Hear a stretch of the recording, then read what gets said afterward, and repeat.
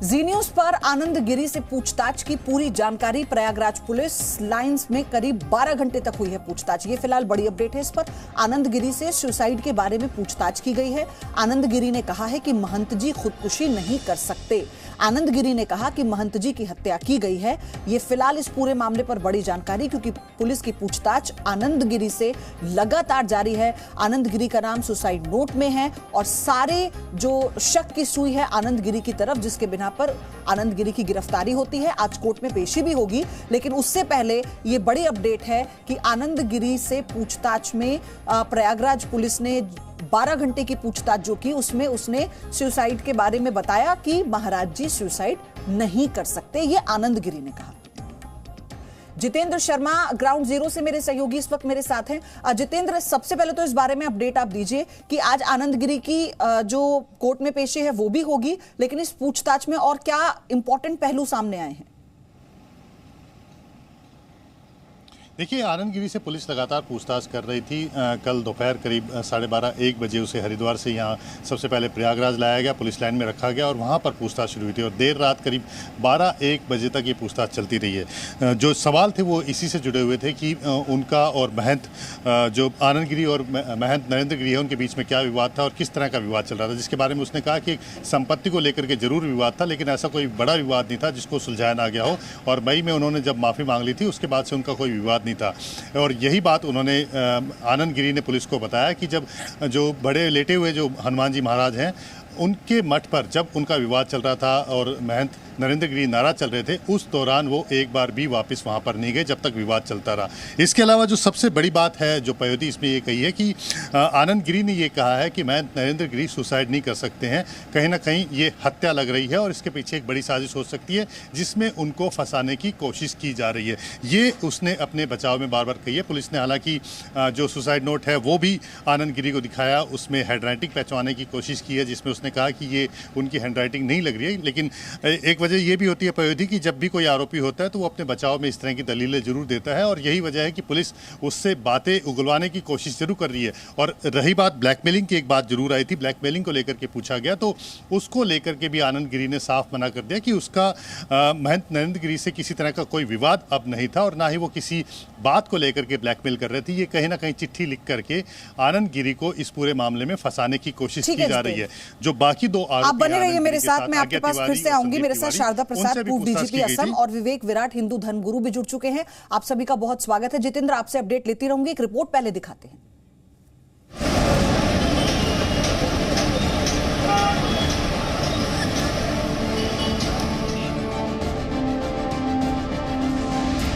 महंत नरेंद्र गिरी से जुड़ा रहस्यमय वीडियो।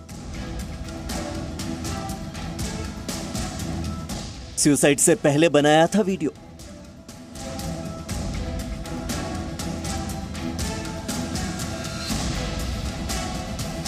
चार मिनट के उस वीडियो में छिपे हैं कितने राज।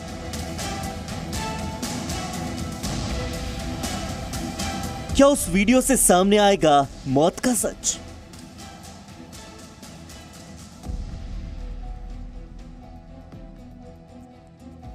इस वीडियो को लेकर हमारे पास अब तक की जो भी जानकारी है वो हम आप तक जरूर पहुंचाएंगे, लेकिन उससे पहले चाहेंगे कि आप हमारे साथ प्रयागराज के उस बाघंबरी मठ चलिए जहां सोमवार को महंत नरेंद्र गिरी ने ली थी अंतिम सांस। जी मीडिया संवाददाता विशाल पांडे, विशाल सिंह और जितेंद्र शर्मा प्रयागराज में ही मौजूद हैं। उस बाघंबरी मठ और उसके आसपास मौजूद हैं जहां महंत नरेंद्र गिरी रहा करते थे और जहां उनके भक्त उनसे मिलने आते थे। जी मीडिया संवाददाता विशाल पांडे ने इस मठ की हर तस्वीर अपने कैमरे में रिकॉर्ड की और उसके बाद उस कमरे तक भी पहुंचे जहां महंत नरेंद्र गिरी ने कथित तौर पर आत्महत्या की। प्रयागराज में इस वक्त मैं बाघंबरी मठ में मौजूद हूं और इसी जगह पर महंत नरेंद्र गिरी बैठकर लोगों से मिला करते थे। ये उनका बैठका था और यहाँ से थोड़ी ही दूरी पर उनका अपना निजी कमरा था। इस फर्स्ट फ्लोर पे वो रहा करते थे इस मठ में। और इसके अलावा जो जानकारी मिल रही है हम लोगों को उसके मुताबिक 20 सितंबर को वो इस जगह से उठकर इसी कमरे के पास आए। ये छोटा सा कमरा यहाँ पर बना हुआ है, यहाँ पर वो आराम करने के लिए गए और उसके बाद से इस कमरे से बाहर वो नहीं निकले और ये कमरा इसी में रहा करते थे। और बताया जा रहा है कि जब देर शाम तक महंत नरेंद्र गिरी अपने इस कमरे से बाहर नहीं निकले, गेस्ट रूम था ये, तो फिर जो यहाँ के उनके शिष्य थे उन्होंने दरवाज़ा धक्का दे के तोड़ा और अंदर गए तो देखा कि वो पंखे पर लटके हुए थे। प्रयागराज में मौजूद जी मीडिया के एक और संवाददाता विशाल सिंह को चश्मदीद बबलू मिला। ऐसा कहा जा रहा है कि बबलू ने ही महंत का पार्थिव शव पंखे से नीचे उतारा था। बबलू ने जी मीडिया की टीम को सोमवार की घटना के बारे में पूरी बात बताई। महंत नरेंद्र गिरी की मौत को लेकर तमाम तरह के सवाल खड़े हो रहे हैं। सबसे पहले बबलू जी ने महंत नरेंद्र गिरी जी का शव देखा था। हमारे साथ बबलू जी, उनसे बात करते हैं। बबलू जी, क्या कुछ आप लोगों ने देखा था वहाँ पर? डेली के रूटीन के हिसाब से महाराज जी जब नहीं बाहर निकले तो हम लोग हल्का सा दरवाज़ा खटखटाए। उनके फ़ोन पे फ़ोन किया गया क्योंकि कुछ भगत आए थे, उनको गुरु मंत्र देना था, तो महाराज जी का फ़ोन नहीं उठा। उसके बाद दरवाज़ा खींचा गया तो दरवाज़ा अंदर से बंद था। फिर धक्का दे करके दरवाज़ा को जब धक्का दिया गया, छिटकनी निकल गई उसकी। फिर महाराज जी को देखा गया कि वो पंखे में रस्सी के सहारे लटकते हुए अवस्था में मिले। फिर हम लोगों ने पुलिस को सूचना दिया। अच्छा, दरवाज़ा जो है तोड़ा गया था या आप लोगों ने धक्का दिया? दरवाज़ा अंदर से बंद था, कुंडी, उसको हम लोग जब धक्का दिए तो उसकी कुंडी टूट के निकल गई। अभी भी वो निकली है। पहले तो ऐसी जानकारी मिल रही थी कि बाघंबरी मठ में मौजूद लोग नरेंद्र गिरी के कमरे का दरवाजा तोड़कर अंदर घुसे थे, लेकिन एफआईआर में जिक्र है कि दरवाजे को धक्का देकर खोला गया था। एफआईआर से ये भी जानकारी मिली कि हर दिन की तरह सोमवार को भी महंत नरेंद्र गिरी दोपहर के करीब 12:30 बजे भोजन करने के बाद बाघंबरी गद्दी के कक्ष में विश्राम करने के लिए चले गए थे। हर दिन वो दोपहर के करीब 3 बजे चाय पीते थे, लेकिन सोमवार को उन्होंने चाय के लिए पहले ही मना किया और कहा कि जब चाय पीना होगी तो वो स्वयं सूचित करेंगे। लेकिन शाम के करीब 5 बजे तक उनकी तरफ से कोई सूचना नहीं मिली, तो एफआईआर के मुताबिक चिंतित सेवादारों ने उन्हें फोन करना शुरू किया, लेकिन उनका फोन भी बंद मिला। यानी इस मामले में सस्पेंस एक नहीं बल्कि कई सारे हैं और सबसे बड़ा सस्पेंस तो उस वीडियो को लेकर गहरा गया है जिसके बारे में दावा किया जा रहा है कि महंत नरेंद्र गिरी ने ये वीडियो मौत से ठीक पहले बनाया था। प्रयागराज में मौजूद जी मीडिया संवाददाता जितेंद्र शर्मा ने इस वीडियो से जुड़ी एक्सक्लूसिव जानकारी दी। महंत नरेंद्र गिरी के पास से यूपी पुलिस को एक मोबाइल फोन मिला है जिसमें उनका 4 मिनट का रिकॉर्डेड वीडियो है। पुलिस अब इस वीडियो की जांच के लिए इस मोबाइल को फोरेंसिक जांच के लिए भेज रही है ताकि ये पता लगाया जा सके कि ये वीडियो कब बनाया गया था और क्या ये वीडियो बिल्कुल सही है जो बातें इसके अंदर कही गई है। फोरेंसिक टीम अब इस वीडियो का सच जानने के लिए फोन की जांच करेगी और उस जांच में 4 मिनट के इस वीडियो के हर राज से पर्दा उठेगा और मुमकिन है कि महंत नरेंद्र गिरी की संदिग्ध मौत का सच भी इस वीडियो की सच्चाई के बाद सामने आ जाए। प्रयागराज से संवाददाता विशाल सिंह, विशाल पांडे और जितेंद्र शर्मा के साथ ब्यूरो रिपोर्ट, जी मीडिया। और अब हम आपको प्रयागराज के संगम से एक रिपोर्ट दिखा रहे हैं। यहां पर महंत नरेंद्र गिरी के पार्थिव शरीर को पहले संगम स्नान के लिए लाया जाएगा और फिर नगर दर्शन कराते हुए बाघंबरी मठ ले जाया जाएगा। हमारे संवाददाता विशाल पांडे की रिपोर्ट देखिए। इस वक्त मैं प्रयागराज संगम में मौजूद हूं और यहीं पर सुबह 9 बजे के बाद महंत नरेंद्र गिरी के पार्थिव शव को संगम स्नान के लिए लाया जाएगा, क्योंकि यह एक परंपरा है इस अखाड़े की भी और क्योंकि अखिल भारतीय अखाड़ा परिषद के वो अध्यक्ष भी रह चुके हैं, इसलिए उन्हें संगम स्नान कराने के बाद नगर दर्शन कराते हुए भू समाधि के लिए एक बार फिर बाघंबर पीठ पर लेकर जाया जाएगा और उस गद्दी के मठ में नींबू के पेड़ के नीचे उनको भू समाधि दी जाएगी। लेकिन संगम पर भी पूरी तैयारियां यहां पर चल रही हैं। ये संगम स्नान के लिए यहां पर चौकी लगा दी गई है और यहां तैयारी लगातार चल रही है, क्योंकि यहां से एक तरह से उनका नगर दर्शन भी जाएगा। मैं आपको बाएं तरफ की तस्वीर दिखा देता हूं, वो तैयारियां भी फिलहाल संगम पर चल रही हैं, क्योंकि उनके साथ शहर की भी भीड़ होगी, साधु संत भी होंगे, इसलिए पुलिस प्रशासन संगम स्नान की पूरी तैयारी कर रहा है। कैमरामैन धीरेंद्र के साथ विशाल पांडे, जी मीडिया, प्रयागराज। दोनों मेहमान मेरे साथ है, लेकिन जितेंद्र पहले आपसे अपडेट लेनी है। दो छोटे छोटे सवाल मेरे कि पोस्टमार्टम को लेकर अभी और कितना इंतजार करना पड़ेगा, चल रहा है, रिपोर्ट कब तक आ जाएगी? दूसरा वो ये जो 4 मिनट का वीडियो है, इसे लेकर कोई और बात सामने आई है? देखिए पयोधी, करीब 7:30 बजे जो है नरेंद्र गिरी का जो शव है यहाँ पर लाया गया था पोस्टमार्टम के लिए, और उसके बाद करीब 8 बजे ये मान के चल रहे हैं कि 8 बजे पोस्टमार्टम की जो प्रक्रिया है वो शुरू हुई थी। पूरी प्रक्रिया को वीडियोग्राफ किया जा रहा है, रिकॉर्ड किया जा रहा है, ताकि किसी तरह की कोई बाद में आगे किसी तरह की कोई शक ना रहे किसी भी चीज़ को लेकर के। 5 डॉक्टर का पैनल है जो इस पोस्टमार्टम को कर रहा है। माना जा रहा है कि अब से करीब, अब क्योंकि 10:15 हो चुके हैं, तो माना जा रहा है कि अब से करीब 15-20 मिनट के अंदर जो पोस्टमार्टम की प्रक्रिया पूरी हो सकती है। और ये जो जिस रास्ते पर मैं खड़ा हूं, इसी रास्ते से होते हुए उनके शव को पहले एम्बुलेंस में बाघंबरी मठ ले जाया जाएगा, और वहां से फिर संगम स्नान कराने के बाद नगर दर्शन कराते हुए वापस बाघंबरी मठ में ले जाया जाएगा, जहां पर भू समाधि दी जाएगी। जहां तक जो दूसरा सवाल है आपका कि फॉरेंसिक जांच को लेकर के, फॉरेंसिक जांच में समय लगेगा, क्योंकि पुलिस पहले तस्दीक कर लेना चाहती है। जो पहले जो जरूरी प्रक्रिया है, जैसे पोस्टमार्टम से सबसे पहले ये साफ हो जाएगा कि ये आत्महत्या है या हत्या है, ये सबसे ज़रूरी है जिसको पुलिस जान लेना चाहती है।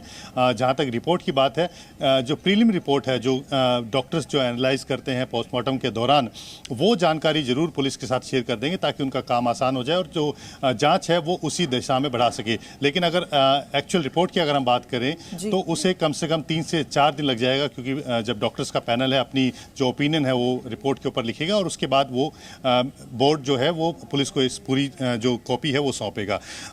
जो फॉरेंसिक जांच है जो मोबाइल की होनी है, उसमें अभी समय लगेगा, वो भेजा जाएगा, क्योंकि इसके अलावा जो आनंद गिरी का सामान है उसको भी पुलिस उत्तराखंड से लेकर के यहाँ पर आ रही है, और जितने भी डिजिटल एविडेंस डिवाइसेस हैं उन सबको सीज करने के बाद फॉरेंसिक जांच के लिए भेजा जाएगा, ताकि एनालाइज किया जा सके कि उसके अंदर किसी तरह कोई डॉक्टर वीडियो तो नहीं है, या फिर जो नरेंद्र गिरी के पास से जो मोबाइल मिला था वो वीडियो एडिटेड तो नहीं है, या कब शूट किया गया था। तो जो तमाम तरह की जानकारी है जांच से जुड़ी हुई, वो तमाम तरह की जानकारी पुख्ता तौर पर तकनीकी सबूत के साथ ली जा सके। ठीक है जितेंद्र, मैं आऊंगी आपके पास। शारदा प्रसाद, पूर्व डीजीपी असम से हमारे साथ जुड़े हुए हैं। सर, मैं आपसे समझना चाहती हूं कि जो पूरा मामला है, आपने देखा आज तीसरा दिन है इस मामले को, पोस्टमार्टम अभी चल रहा है, कुछ देर में पूरा हो जाएगा, इंतजार रहेगा रिपोर्ट का। कितनी चीजें क्लियर हो जाएंगी और जांच की दिशा में ये पोस्टमार्टम रिपोर्ट कितना बड़ा सहयोग देगी? पयोधी, ऐसा है कि पोस्टमार्टम जो हो रहा है या हो रहा है, उसके पहले एक इंक्वेस्ट हुई होगी। वो इंक्वेस्ट जो है वो मजिस्ट्रेट साहब करते हैं, और उस पर पुलिस भी रहती है, पुलिस के भी दस्तखत होते हैं। इंक्वेस्ट से ही बहुत सी चीज़ें क्लियर होती हैं कि ये सुइसाइड है, ना आत्महत्या है, ना मर्डर है। तो इंक्वेस्ट ऑलरेडी हो चुकी होगी, क्योंकि कल जब मैं इस विषय पर बात कर रहा था, तो विधि मंत्री जो हैं राज्य के, उन्होंने कहा था कि पोस्टमार्टम से भेजने के पहले ही इंक्वेस्ट की जाएगी। हालांकि ये बहुत उचित नहीं था, क्योंकि इंक्वेस्ट तो उस समय करनी चाहिए थी जब डेड बॉडी को ऊपर थी या ऊपर से उतारा गया था। फिर भी जब हुई तो हुई। तो इंक्वेस्ट का क्या रिजल्ट निकला, वो तो अवश्य ही अभी तक पुलिस और मजिस्ट्रेट के बीच में आ गया होगा। तो इंक्वेस्ट से बहुत सी चीज़ें क्लियर हो जाती हैं, और हत्या या आत्महत्या का जो मामला है वो एक इंक्वेस्ट से क्लियर होगा। और दूसरा, अभी जब पोस्टमार्टम रिपोर्ट आएगी, ये चूँकि हाई प्रोफाइल मामला है, तो मैं समझ रहा हूँ कि पोस्टमार्टम कंप्लीट करने के बाद में जो डॉक्टर्स मिल करके जिन्होंने पोस्टमार्टम किया है, वो अवश्य ही एक बैठक करेंगे, और बैठक करने के बाद में पोस्टमार्टम रिपोर्ट में कॉज ऑफ डेथ क्या लिखना है उस पर चर्चा होगी, और क्या क्या उस बॉडी पर इंजरीज पाई गई उस पर चर्चा होगी, और अंदर में क्या क्या चीज़ें देखी गई, जो चीज़ें मिली हैं अंदर से, उसके बारे में भी चर्चा होगी। चर्चा होने के बाद ही वो पोस्टमार्टम रिपोर्ट फाइनलाइज करेंगे। मैं समझ रहा हूँ कि कल तक इनको रिपोर्ट दे देनी चाहिए, क्योंकि हाई प्रोफाइल मामला है, और इसके बेसिस पर ही केस आगे बढ़ेगा। कई पहलू है ना, सुसाइड नोट उसकी जांच चल रही है, वो वीडियो जो 4 मिनट का मिला है नरेंद्र गिरी के फोन से, उसकी अपनी जांच होगी। तो अगर ये कंबाइंड सिलेक्शन होता है, तो फिर उससे ये होगा कि जांच की दिशा में और सहयोग मिल पाएगा। सर, आगे मैं इन्हीं तथ्यों पे आपसे बात करूंगी। आचार्य विक्रमादित्य हमारे साथ जुड़ चुके हैं, हिंदू धर्मगुरु। आचार्य विक्रमादित्य, ये पूरा मामला संत समाज के लिए सामाजिक तौर पर भी, धार्मिक तौर पर भी एक बहुत बड़ा झटका है अपने आप में। क्या ये बहुत समय लेगा इससे उबरने के लिए? जो मैसेज गया है, सबसे बड़ी बात ये, इतने बड़े संत का आत्महत्या करने के बाद। देखिए, इन सब चीजों पे बहुत विचार करने की आवश्यकता है और विचार करने के उपरांत ही जो एक बार जो चीज घटना घट जाती है वो वापस तो कभी आती नहीं है। और जो घटनाएं घटी, जिस कारण से ये सारी घटना का जो मुख्य कारण था, उस पर विवेचना करने की आवश्यकता पड़ेगी। संत समाज में भी बहुत बढ़िया तरीके से इसके ऊपर विवेचना करने की आवश्यकता है। जो गलत लोग समाज के साथ जुड़ जाते हैं, देखिए मानव प्रवृत्ति है और संसार में कहा गया सुर नर मुनि जन की रीति, स्वार्थ लाभ करें सब प्रीति। तो कहीं ना कहीं मानव प्रवृत्ति कहीं ना कहीं स्वार्थ के साथ जुड़ी रहती है और वो किस उद्देश्य की पूर्ति के लिए किस तरफ चलती है, उस पर भी विचार करने की आवश्यकता है रहेगी और इस पर विचार किया जाएगा। संत मंडल दुनिया को निर्देश देते हैं, हम अपने संबंध में भी विचार किया जाएगा जिस प्रकार से।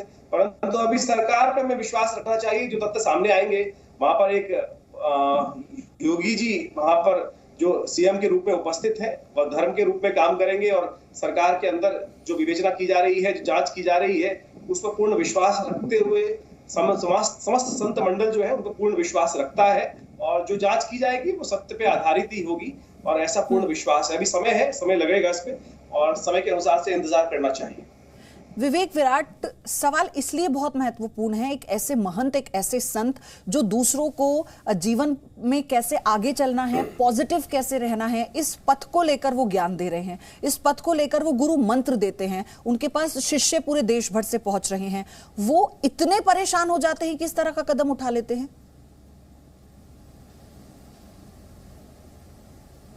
देखिए, इसीलिए हमने कहा कि कहीं ना कहीं इसके पीछे कोई षड्यंत्र है, कोई साजिश है, क्योंकि संत ऐसा कदम कभी नहीं उठा सकता। क्योंकि अगर हम संत को समझें, संत होता क्या है, सा जमा अंत, अगर संधि विच्छेद किया जाए, जो अपनी भौतिकता का संत कर दे, जो अपनी इच्छाओं का संत त्याग कर दे, जो संत अपने परिवार का त्याग कर दे, वो संत कहलाता है। और अपना पिंड दान करके, अपने परिवार का पिंड दान करके सन्यास धर्म को अपनाता है। तो ऐसा सन्यासी, ऐसा संत और अखाड़ा परिषद के अध्यक्ष जो रहे हो, जिन्होंने इतने बड़े बड़े कुंभ का आयोजन किया हुआ हो और जो पूरी तरह से सफलता रही हो, सक्सेसफुल रहे हो, ऐसा संत कैसे आत्महत्या कर सकते हैं? अगर उन्होंने की भी है तो उनके साथ मानसिक इतना प्रताड़ित किया गया कि उनको यह कदम उठाना पड़ा। हमें फिर भी शंका है कि कहीं ना कहीं इसके पीछे कोई ना कोई साजिश है, कोई ना कोई षड्यंत्र है। ये कहीं ना कहीं आत्महत्या नहीं है, वो हत्या है। क्योंकि वो 72 वर्ष के थे और 72 वर्ष की अवस्था में उनके कहीं ना कहीं पैर से भी थोड़ा सा हल्का सा वो लंगड़ा के चलते थे। तो ऐसा संत रस्सी पंखे पे बांध के अपनी गर्दन को कैसे लटका सकता है? किस प्रकार की वो परिस्थितियां रहेंगी? और यहां तक कहा जा रहा है कि वो लिखते भी अधिक नहीं थे। हाँ। तो वो 13 पन्नों का जो पत्र है वो कहीं ना कहीं इन सब की इसी पे आगे बात करेंगे। डीजीपी भी मेरे साथ हैं, पूर्व डीजीपी, और जितेंद्र मेरे सहयोगी। इसी पर हम आएंगे वापस कि जो तथ्य अभी जुटाए गए हैं उनका आधार कैसे बनेगा, वो कितने पुख्ता है, उसको लेकर टीम्स जो जांच कर रही हैं वो क्या सोचती हैं। लेकिन महंत नरेंद्र गिरी की मौत को लेकर एक के बाद एक खुलासे। आज संगम में दिवंगत संत के पार्थिव शरीर को अंतिम स्नान कराया जाएगा और इसके बाद 12 बजे महंत को भू समाधि दी जाएगी। 2 बजे मामले से जुड़े आरोपियों की पेशी होगी। संत की मौत पर एसआईटी की जांच होगी। 18 सदस्यों की टीम का गठन हो चुका है। ये अभी तक की अपडेट, और हम आपको इस खबर से जुड़ी सटीक ताजा अपडेट लगातार दे रहे हैं। और आपको ये भी बता दूं कि कई सवालों के बीच सवाल ये भी उठ रहा है कि महंत नरेंद्र गिरी का उत्तराधिकारी कौन होगा। इस पर अलग से मंथन है। आखिरी खत में बलवीर गिरी का नाम इसमें लिखा हुआ था, यानी खत को सही माने तो महंत नरेंद्र गिरी चाहते थे कि उनकी परंपरा को बलवीर गिरी आगे बढ़ाए।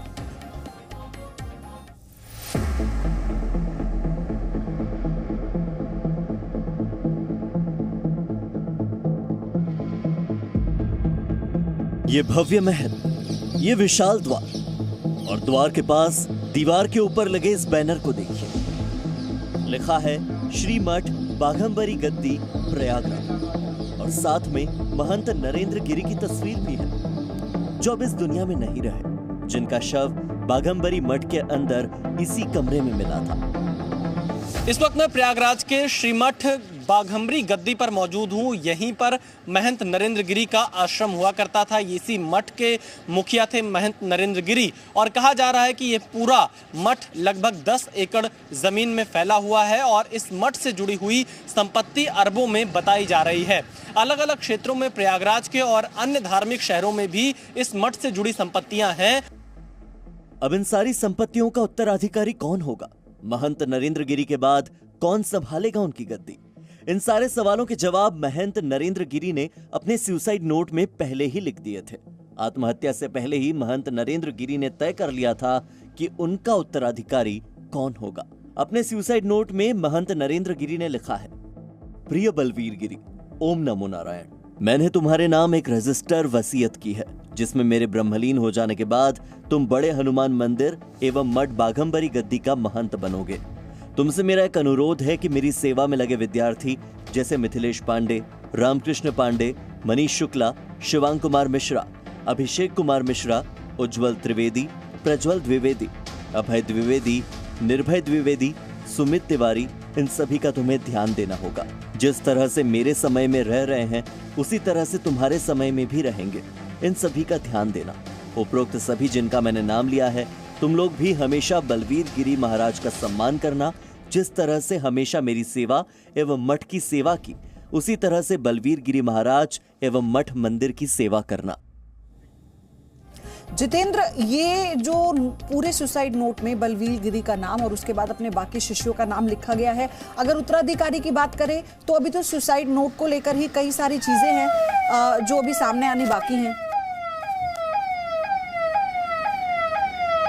देखिए पयोधी, ये बात बिल्कुल सही है कि अभी सुसाइड नोट को लेकर के जांच की जानी बाकी है, लेकिन इस बीच में आपको बड़ी खबर बता दूं कि महंत नरेंद्र गिरी का जो पोस्टमार्टम है वो पूरा हो गया है और उनके शव को, यानी कि जो उनका शरीर था, उनको लेकर के एम्बुलेंस यहाँ से निकल चुकी है और यहाँ से निकलने के बाद जो सबसे पहले है बाघंबरी मठ ले जाया जाएगा। वहाँ पर ले जाने के बाद जो दूसरा वाहन है जिसको फूलों से सजा रखा है, उसमें महंत नरेंद्र गिरी के शरीर को रख करके संगम ले जाया जाएगा। वहाँ पर स्नान कराने के बाद जो लेटे हुए हनुमान जी हैं उस मंदिर में ले जाकर के उनकी परिक्रमा कराने के बाद नगर दर्शन कराते हुए वापस बाघंबरी मठ ले जाया जाएगा, जहां पर उनको भू समाधि दी जाएगी। तो आप देखिए 10:30 बजे हैं। और इसके अलावा जो आप मुझसे सवाल पूछ रही थी पयोधी की, जिसको लेकर के आप पुलिस जांच की बात कर रही थी, जो चिट्ठी लिखी है, जो महंत नरेंद्र गिरी ने मरने से पहले चिट्ठी लिखी है अपने आत्महत्या से पहले, उसकी पुलिस सबसे पहले फॉरेंसिक जांच कराएगी। फॉरेंसिक जांच में जो हैंड राइटिंग एक्सपर्ट्स हैं उनसे इस बात की तस्दीक कराई जाएगी कि जो चिट्ठी लिखी गई है क्या वाकई में वो महंत नरेंद्र गिरी ने लिखी। हालांकि अगर हम उनके जो शिष्य हैं, चाहे हम बलवीर गिरी की बात करें जो कि अब उनकी गद्दी के उत्तराधिकारी हो सकते हैं, क्योंकि चिट्ठी में खुद उन्होंने इस बात को लिखा था, और जो दूसरे शिष्य हैं उन्होंने पुलिस को ये बताया है कि जो चिट्ठी लिखी गई है और जो लिखाई है वो महंत नरेंद्र गिरी की है। लेकिन बावजूद इसके पुलिस सभी जो जितने भी एविडेंसेस कलेक्ट हुए हैं उन सब की पुख्ता तौर पर जांच कर लेना चाहती है, साइंटिफिक तरीके से जांच कर लेना चाहती है, ताकि आगे किसी तरह के सवाल जांच को लेकर ना खड़े हो जाएं। तो इसलिए प्राइमा फेसिया अगर हम माने तो शुरुआती जांच में पुलिस को जरूर ये लग रहा है कि ये आत्महत्या है। जैसे कि हमारे गेस्ट भी बता रहे थे कि इंक्वेस्ट इंक्वायरी नहीं, लेकिन कई ऐसे तथ्य भी है ना इसी नोट को लेकर, सुसाइड नोट को लेकर जितेंद्र, तो अब सबके सामने आ चुका है सुसाइड नोट। शारदा प्रसाद सर, आपसे भी मैं समझना चाहती हूँ, जितेंद्र जो कह रहे थे कि अभी इसकी जांच होगी कि हैंडराइटिंग किसकी है ये, अगर ऐसा होता है तो फिर हो सकता है कि उनका उत्तराधिकारी जिनके नाम का जिक्र है वो तय हो जाए। लेकिन इसमें कई ऐसी बातें थी जो शुरुआती जांच में आई कि लिखा गया है ब्लैक पेन से, लेकिन जो काटा गया है वो ब्लू पेन से काटा गया है। ये भी आई जानकारी कि अगर इतना बड़ा सुसाइड नोट है तो 3 हैंडराइटिंग है इसमें। तो अभी ये तथ्य जुटाना, इन पर जांच होना बाकी है, ये चैलेंज होगा क्या? जी, इसमें जो दस्तावेज दिखाया जा रहा है कि जिसको सुसाइड नोट बताया गया है, मेरा अपना अनुमान है कि कोई आदमी अगर लिखना शुरू करे और इस प्रकार की एज का आदमी लिखना शुरू करे तो उसको कम से कम 3 से 4 घंटे लगेंगे इस प्रकार के डॉक्यूमेंट को बनाने में जी। और जो समय बताया गया है कि 12:30 बजे से 5 बजे के बीच का समय, उतनी देर में सारे काम कंप्लीट करके लिखना तो ये संभव नहीं है। और मेरा अपना अनुमान है कि जिस प्रकार हैंडराइटिंग में देख रहा हूँ उसमें वेरिएशन हल्का हल्का है, करीब 3 सिटिंग में बनाया गया है डॉक्यूमेंट। और ये 3 अलग अलग सिटिंग है। इसके अलावा एक और भी चीज़ है, इसमें एक से ज़्यादा मनस्थिति का वर्णन है। एक सिंगल जो मेंटल स्टेट है वो नहीं है, एक से ज़्यादा मेंटल स्टेट है। क्योंकि आप देखिए मैनेजमेंट का मेंटल स्टेट है कि मेरे बाद प्रॉपर्टीज़ का क्या होगा, उसके बाद मेरे बाद जो है सक्सेशन का क्या होगा, और इन सब में क्यों सुसाइड कर रहा हूँ, जिसको हम सुसाइड नोट जनरली कहते हैं, वो तो बहुत ही एक मामूली सी चीज़ रह जाती है। एक और शक का बिंदु है, वो ये कि जब हम सुसाइड की बात करते हैं तो सुसाइड का जो मेन कारण है कि किसी स्त्री के साथ में कोई फोटोग्राफ मॉर्फ करके वो प्रचारित किया जाएगा। भाई प्रचारित तो नहीं हुआ था, तो प्रचारित अभी कहाँ से हुआ? अभी तो केवल महंत जी के अपने सुसाइड नोट से इसके बारे में जानकारी मिल रही है। तो मेरा अपना सोच है कि जो व्यक्ति सुसाइड करने जा रहा है वो अपने सुसाइड नोट में ऐसा क्यों लिखेगा, ऐसी बात क्यों लिखेगा जिससे कि उसकी बदनामी हो। तो वो ना लिखने से भी तो काम चलता था, केवल व्यक्तियों पर आरोप लगाने से होता था। ये वसीयतनामा है, मैनेजमेंट की चिट्ठी है, ना कि अपने सुसाइड का आरोप पत्र है, क्या है, इस पर काफी शंका का स्थान है। आचार्य विक्रमादित्य, ये देखिए जो अभी बात कही है शारदा प्रसाद की तरफ से, ये कितने पहलुओं को आपस में जोड़ती है कि एक ऐसे महंत और उनका सुसाइड कर लेना, हत्या कर लेना, ये अपने आप में बहुत बड़ी बात है। और जिन मनोस्थिति की हम बात कर रहे हैं, एक एक करके उनसे पर्दा उठना बहुत जरूरी है।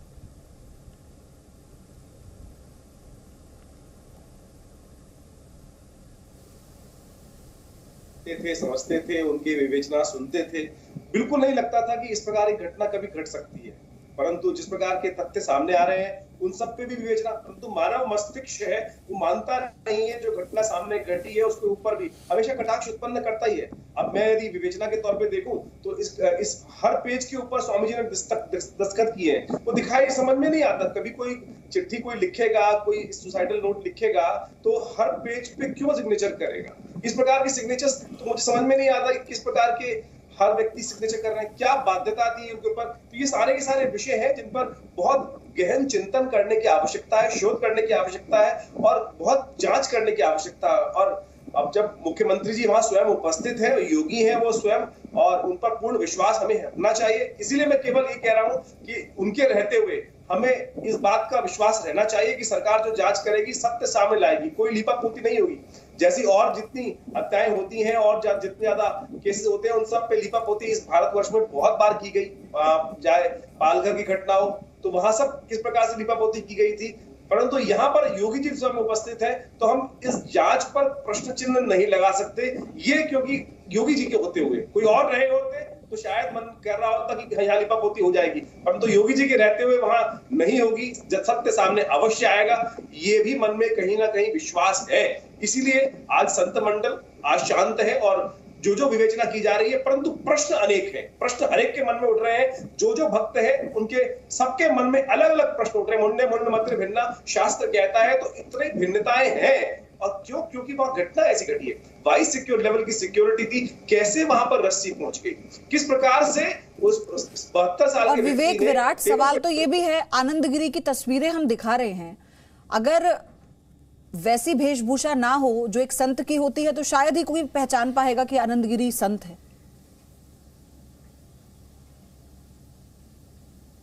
बिल्कुल सही कहा आपने। इन सब चित्रों को देखने से और जिस तरह का घटनाक्रम हुआ है, जो पत्र है, बाकी सब चीजें हुई हैं, उन सब चीजों को देख के तो ये लगता है कि कहीं ना कहीं षड्यंत्र है, कहीं ना कहीं ये हत्या है, आत्महत्या नहीं है। और जो चित्र आपने दिखाए वो आनंदगिरी जी के, वो एक संत की परिभाषा नहीं हो सकती, क्योंकि संत तो अपना सब कुछ नौछावर करके आता है। संत तो सब कुछ त्याग करके संत बनता है, यानी कि संन्यास लेता है। तो वो भौतिकतावाद में जा कैसे सकता है? बड़ी बड़ी गाड़ियों में घूमने से अर्थ नहीं है, परंतु जिस तरह की उनकी वेशभूषा है, जिस तरह का उनका लाइफस्टाइल था, जिस तरीके से उनका ओरा था, आभा मंडल था, उससे नहीं लगता कि वो एक संत के रास्ते पे चल रहे हैं। वो संत के चोले में, संत की आड़ में कहीं ना कहीं सिर्फ उस भौतिकतावाद पर चल रहे हैं जो एक भौतिक इंसान करता है। भौतिक इंसान को करने की में कोई दोष नहीं है, परंतु जो संत है, जो त्याग कर चुका है, जो संन्यास ले चुका है, वो तो अपनी इच्छाओं का त्याग करके आया है, अपना पिंडदान करके आया है, तो वो इस तरह के रास्ते पर नहीं जा सकते। यही उसका स्वरूप है, क्योंकि उसको समाज को रास्ता दिखाना है, उसको अपनी इच्छाओं की पूर्ति नहीं करनी। उसने समाज में रहते हुए, समाज के बीच में व्यवस्था में रहते हुए समाज को यह बताना है कि क्या गलत है, क्या सही है। मेरे सहयोगी विशाल पांडे, रामविलास वेदांती उनके साथ है। विशाल, मैं आपके पास आ रही हूँ। आ जाओ। विशाल, आवाज मिल पा रही है आपको?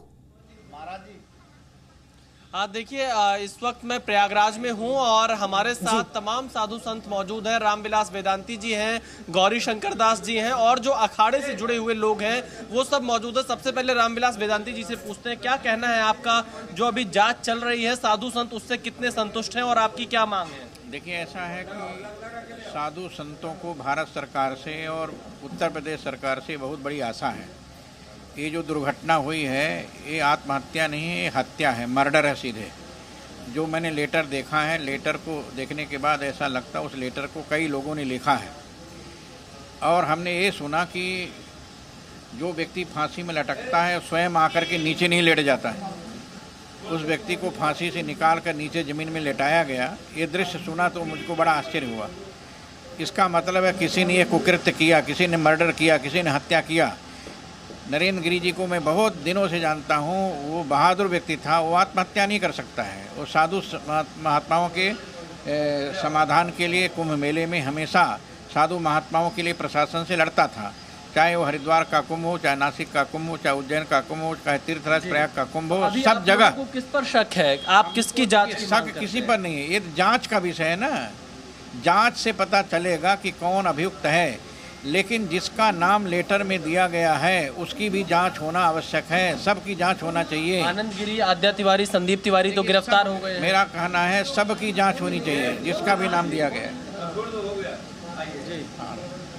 इसलिए जांच होने के बाद ही अभियुक्त का पता लगाना चाहिए, और जब तक सीबीआई जांच नहीं होगी तब तक अभियुक्त का पता नहीं चलेगा। उसमें और किसके नाम है? किसको आप क्या चाहते, क्या कहना चाहते हैं? देखिए, मैं ये कहना चाहता हूँ कि अभियुक्त की जानकारी जब तक सीबीआई जांच नहीं होगी तब तक पता नहीं चलेगा। जिसका नाम लेटर में है उन सब की जांच होना चाहिए, सबसे पूछताछ होनी चाहिए। इनका ये कहना है कि जिनके भी नाम लेटर में लिखे हैं, यानी जिनको वसीहत के तौर पर भी लिख कर गए हैं, उनकी भी जांच की मांग यहाँ पर रामविलास वेदांती कर रहे हैं। गौरी शंकर दास जी हैं। गौरी शंकर दास जी, क्या फैसला कर रहे हैं साधु संत अखाड़ा परिषद, क्या फैसला ले रहा है इस वक्त? देखिए, नरेंद्र गिरी एक जीवट व्यक्ति थे जी। हम उनको वर्षों से जानते हैं। वो अखाड़े के लिए, देश वर्ष के खट दर्शन साधु समाज के लिए निरंतर वो लड़ाई लड़ते रहे हैं, और वो आत्महत्या तो कतई कर नहीं सकते हैं। जैसा कि ये सभी लोग जानते हैं कि वो पत्र वत्र नहीं लिखते थे। उनके जो अपने लोग विशाल, थे, मैं हमारे आपके पास जानने वाले भी आऊंगी हैं, और पूरी बात हम वहां से सुनेंगे। बड़े तमाम संतों की, जो बड़े संत पहुंचे हैं। रामविलास वेदांती ने भी दो टूक कहा कि ये जो परिस्थितियां हैं जिसमें नरेंद्र गिरी का शव मिला, ये किसी भी तरह से ये गवाही नहीं देती हैं कि वो इस तरह का कदम उठा सकते हैं। इसकी जांच होनी चाहिए, सीबीआई जांच की मांग की जा रही है, और इसी खबर पर हम बने हैं। Presenting B News app available on Google Play and App Store. Download it now.